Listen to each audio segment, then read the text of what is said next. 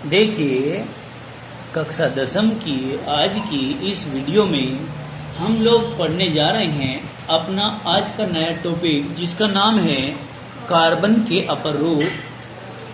Carbon के अपर रूप मतलब कार्बन के अलग अलग रूप कौन कौन से हैं। देखिए, हम सबसे पहले पढ़ेंगे अपर रूपता। अपर रूपता क्या होती है? जब एक तत्व दो या दो से अधिक भिन्न रूपों में, क्या? जब एक तत्व दो या दो से अधिक भिन्न रूपों में समान भौतिक अवस्था में पाया जाता है तो इन रूपों को अपर रूप कहते हैं। ठीक है जी, क्या कहा? दोबारा सुनेंगे। जब एक तत्व दो या दो से अधिक भिन्न रूपों में समान भौतिक अवस्था में, रूप अलग अलग हैं लेकिन भौतिक अवस्था समान है, पाया जाता है तो इन भिन्न रूपों को ही हम अपर रूप कह देते हैं। क्लियर होगी बात? क्या कह देते हैं? इन भिन्न रूपों को अपर रूप कह देते हैं। अब आगे देखिए, तथा उनका यह गुण अपर रूपता कहलाता है। क्या कहलाता है उनका यह गुण? अपर रूपता। अब देखो, फॉर एग्जाम्पल दैट कार्बन के 3 महत्वपूर्ण अपर रूप हैं। नंबर 1 हीरा, ग्रेफाइट और फुलरेंस। ठीक है जी, देखिए, अपर रूपों के रासायनिक गुण तो समान होते हैं परंतु इनके भौतिक गुणों में भिन्नता पाई जाती है। ठीक है, कोई दिक्कत तो नहीं है। अब देखिए, रासायनिक दृष्टि से समानता है। क्या? रासायनिक दृष्टि से समानता है। अब आपने कहा ना रासायनिक गुण समान होते हैं। देखिए,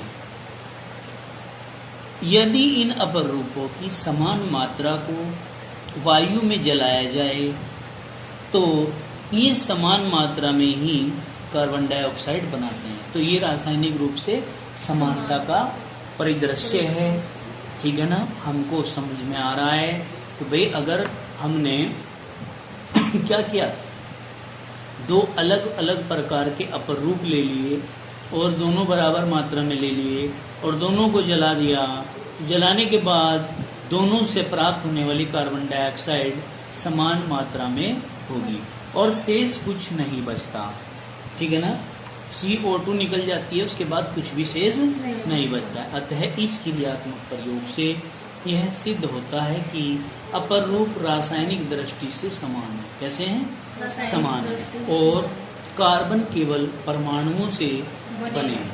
ठीक है, इससे कार्बन के केवल परमाणुओं से बने हैं। देखिए, कार्बन प्लस O2 = CO2। हम कहेंगे हीरा, ग्रेफाइट या फुलरेंस।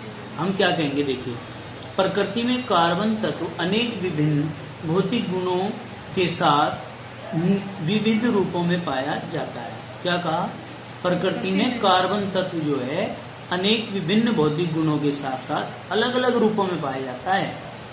क्या कहा? विभिन्न भौतिक गुणों के साथ साथ विविध रूप भी होते हैं कार्बन के। जैसे हीरा एवं ग्रेफाइट दोनों ही, क्या कहा भाई? दोनों ही किससे बने हुए हैं? कार्बन के परमाणुओं से बने हैं। किससे? कार्बन के परमाणुओं से बने हैं। कार्बन के परमाणुओं के परस्पर आबंधन के तरीकों के आधार पर, मतलब बंध बनाने की प्रकृति के आधार पर इनमें अंतर होता है कार्बन के ही परमाणु परंतु बंध अलग अलग प्रकार के हैं। किसी में चतुष्फलक के आकार का बॉन्ड है, किसी में पंचकोणीय बॉन्ड बना हुआ है। ठीक है ना? इनमें अंतर होता है। हीरे में कार्बन का प्रत्येक परमाणु अन्य कार्बन के 4 परमाणुओं के साथ एकल सहसंयोजी बंधों द्वारा जुड़े होते हैं। काहे के द्वारा? एकल सहसंयोजी बंधों के द्वारा जुड़े हुए होते हैं। किसके अंदर? हीरे के अंदर। ठीक है ना? जिससे एक दृढ़ त्रि-आयामी मतलब 3D संरचना बनती है। शुद्ध कार्बन को अत्यधिक उच्च दाब पर एवं ताप पर उपचारित करके हीरे को संश्लेषित किया जा सकता है। किसको भाई? हीरे को हम क्या कर सकते हैं? संश्लेषित कर सकते हैं। ये हीरे आकार में छोटे होते हैं। कैसे होते हैं? आकार में छोटे होते हैं। हाँ, ये हीरे आकार में छोटे होते हैं परंतु ये प्राकृतिक हीरों से अभेदनीय होते हैं। किससे भाई? प्राकृतिक हीरों से अभेदनीय होते हैं। मतलब इनमें और उनमें क्या होता है? कोई भेद नहीं होता, अंतर कोई भी नहीं होता। फिर इसने कहा कि हम ग्रेफाइट में कार्बन के प्रत्येक परमाणु का आबंधन, क्या ग्रेफाइट में कार्बन के प्रत्येक परमाणु का आबंधन जो है कार्बन के 3 अन्य परमाणुओं के साथ, कार्बन के 3 अन्य परमाणुओं के साथ एक ही तल पर एकल सहसंयोजी बंधों द्वारा होता है, जिससे षटको व्यूह मिलता है, मतलब षटकोणीय व्यूह मिलता है। षटकोणीय मतलब जिसमें 6 बॉन्ड बने हुए हों। इनमें चौथा संयोजी इलेक्ट्रॉन मुक्त रहता है। जो चौथा संयोजी इलेक्ट्रॉन है वो कैसा रहेगा? मुक्त रहेगा, मतलब वो किसी के साथ कोई भी बॉन्ड नहीं बनाएगा, जिसके कारण यह विद्युत का चालक होता है। इसी के कारण ग्रेफाइट में करंट बहता है बेटे, क्योंकि एक संयोजी इलेक्ट्रॉन खाली है और वो इलेक्ट्रॉन करंट का प्रवाह कराएगा। ग्रेफाइट की संरचना में षटकोणीय तल एक दूसरे के ऊपर व्यवस्थित होते हैं, लेयर बाय लेयर। एक सतह है, उसके ऊपर दूसरी सतह, तीसरी सतह, ऐसे। इन 2 भिन्न संरचनाओं के कारण हीरे एवं ग्रेफाइट के भौतिक गुणधर्मों में अंतर होता है। क्या होता है? भौतिक गुणधर्मों में अंतर होता है, जबकि उनके रासायनिक गुणधर्म एक समान होते हैं। उनके जो रासायनिक गुणधर्म हैं वो कैसे होंगे? एक समान। हीरा अब तक का ज्ञात सर्वाधिक कठोर पदार्थों में से एक है। मतलब अब तक हम जितने भी पदार्थों को जान चुके हैं ना, उन सभी में हीरा सबसे कठोर है, जबकि ग्रेफाइट जो है वो थोड़ा चिकना है और फिसलनदार है। ठीक है ना, कोमल होता है। क्लियर होगी बात? अब देखिए, आप लोगों को स्ट्रक्चर दिखाई देती है हीरे की संरचना। ये संरचना बेटे हीरे की है। किसकी है ये? हीरे की संरचना है। कोई दिक्कत है क्या इसमें? अब हमने कहा ग्रेफाइट में प्रत्येक कार्बन परमाणु अन्य 3 परमाणु कार्बन परमाणु से जुड़ा होता है। देखिए यहाँ पर ये नीचे आ गई ग्रेफाइट की संरचना। किसकी संरचना? ग्रेफाइट की। तो आप क्या कहते हैं इसमें? कार्बन परमाणुओं की चपटी सतह ये दिखाई दे रही है, कार्बन परमाणुओं की चपटी सतह एक ये दिखाई दे रही है, कार्बन परमाणुओं की चपटी सतह एक ये दिखाई दे रही है, एक ये, लेयर बाय लेयर दिखा दिया। इसने क्या कहा?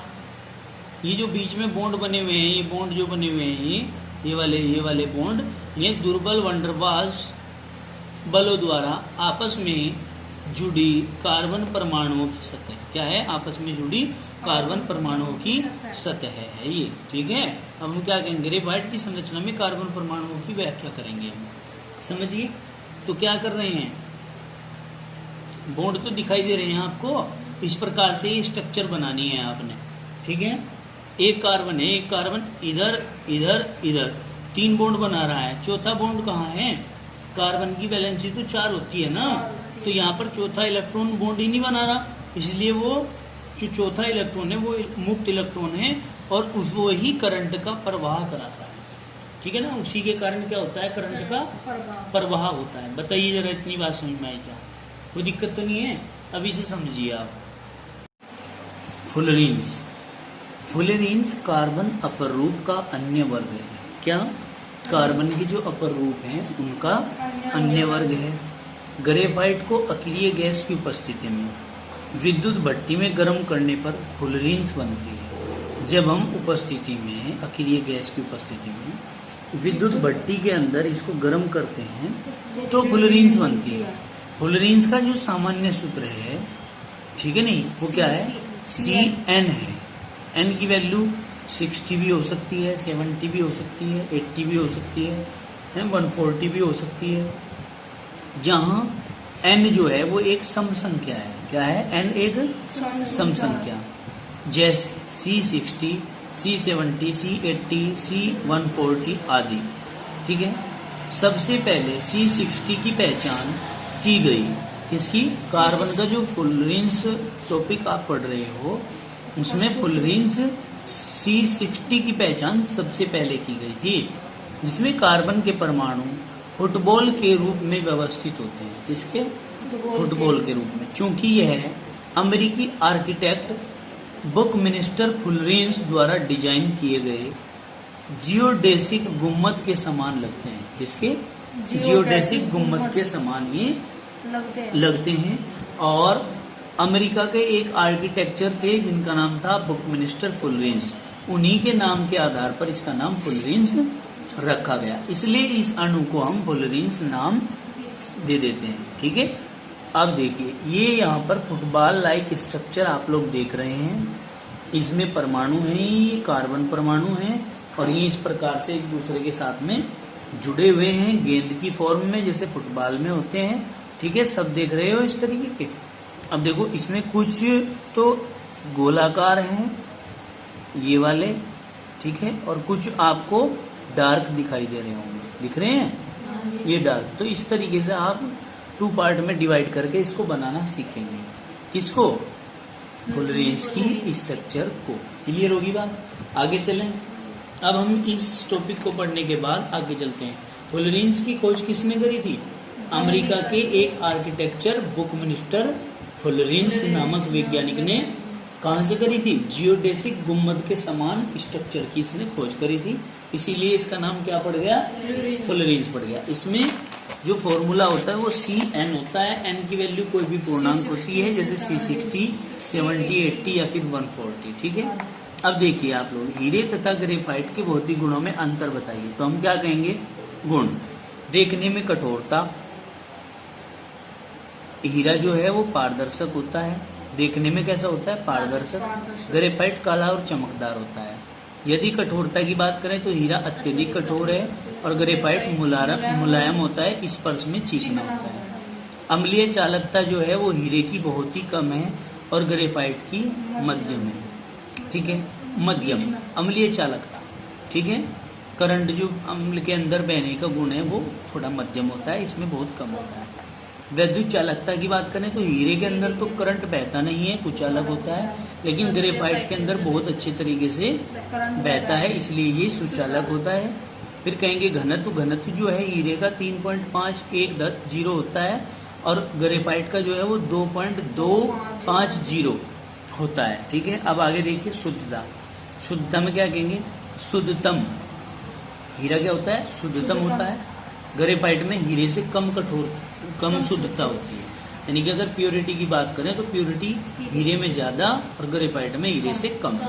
गलनांक की बात करें तो हीरे का जो गलनांक होता है वो 3727 डिग्री सेंटीग्रेड होता है और ग्रेफाइट का जो होता है वो 3000 डिग्री सेंटीग्रेड होता है। अब उपयोग की बात करते हैं। उपयोग की, उपयोग में क्या है? आभूषण, ड्रिलिंग, पेरेशन। ठीक है, इन सब में क्या का उपयोग किया जाता है भाई? हीरे का उपयोग किया जाता है। अगर बात करें हम ग्रेफाइट की तो ग्रेफाइट में शुष्क सेल, विद्युत आर्क, लेड, स्नेहक आदि बनाने में प्रयोग किया जाता है। स्नेहक होता है ब्यूटी पार्लर में, आंखी में करते नहीं क्या यूज, अलग अलग तरीके के रंग से आ जाते हैं उसमें, वो चमकीले से, तो वो स्नेहक के रूप में यूज होता है। शुष्क सेल, ठीक है, शुष्क सेल बनाने में भी इसका प्रयोग किया जाता है, जैसे घड़ी के सेल। ठीक है, अब देखो हीरे के उपयोग। हीरे के क्या उपयोग हैं ये पढ़िए आप। देखो बेटा, हीरा सबसे कठोर पदार्थ है, इसलिए इसका प्रयोग दूसरे पदार्थों जैसे कांच आदि को काटने के लिए किया जाता है। सेकंड पॉइंट है, हीरे की अद्वितीय चमक के कारण इसका उपयोग आभूषणों को बनाने में भी किया जाता है। समझ में आ रहा है? समझ में नहीं आई है? अब आगे देखेंगे, इसका उपयोग पृथ्वी की चट्टानों में छिद्र करने हेतु भी किया जाता है। ठीक है, हाँ। नुकीले किनारे वाले हीरे शल्य चिकित्सकों की आंखों से मोतियाबिंद हटाने के लिए उत्तम औजार है। यानी कि मोतियाबिंद जो आंखों का रोग होता है उसको हटाने के लिए भी हम क्या करते हैं? नुकीले किनारे वाले हीरे का प्रयोग करते हैं। फिर का ऊष्मीय विकिरणों के लिए इसकी असाधारण संवेदनशीलता तथा हानिप्रद विकिरणों को तुरंत हटा देने की क्षमता इसमें होती है। क्या भाई? ऊष्मीय विकिरणों के लिए इसकी असाधारणता जो होती है वो संवेदनशीलता तथा हानिकारक विकिरणों को तुरंत हटा देने वाली होती है, या क्षमता इसके अंदर होती है, जिसके कारण इसको अति यथार्थ तापमापी बनाने में प्रयुक्त किया जाता है। काय में? अति यथार्थ तापमापी बनाने में प्रयुक्त किया जाता है। अब कहेंगे ग्रेफाइट के उपयोग। ग्रेफाइट के उपयोग में क्या है? यह विद्युत का सुचालक है। क्या है भाई? विद्युत का सुचालक, इसलिए इसका उपयोग शुष्क सेल, विद्युत आर्क में इलेक्ट्रोड के रूप में होता है। काय के रूप में होता है? इलेक्ट्रोड के रूप में होता है। होता है। बताओ इतनी बात समझ में आई। अब आगे देखो, हम क्या कहेंगे, इससे पेंसिल पेंसिल, काला रंग, काला पेंट बनाए जाते हैं। क्या क्या बनाए जाते हैं? पेंसिल, काला रंग और काला पेंट बनाए जाते हैं। फिर कहेंगे इसके स्नेहक गुण के कारण इसका उपयोग उच्च ताप पर मशीनों को चीकना रखने में भी होता है। काय में?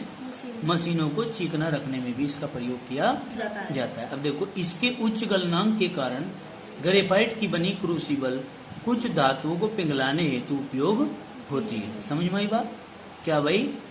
इसके उच्च गलनांक के कारण ग्रेफाइट की बनी क्रूसिबल कुछ धातुओं को पिघलाने हेतु उपयोग होती है। बताओ इतनी बात समझ में आएगी? भाई क्रूसिबल होती है जैसे डॉक्टर की दवाई पीसने की नहीं होती छोटे बच्चों को देने के लिए, तो वो जो कुंडी सी होती है उसको बोलते हैं क्रूसिबल। ठीक है नहीं? चीनी मिट्टी की बनी हुई होती है।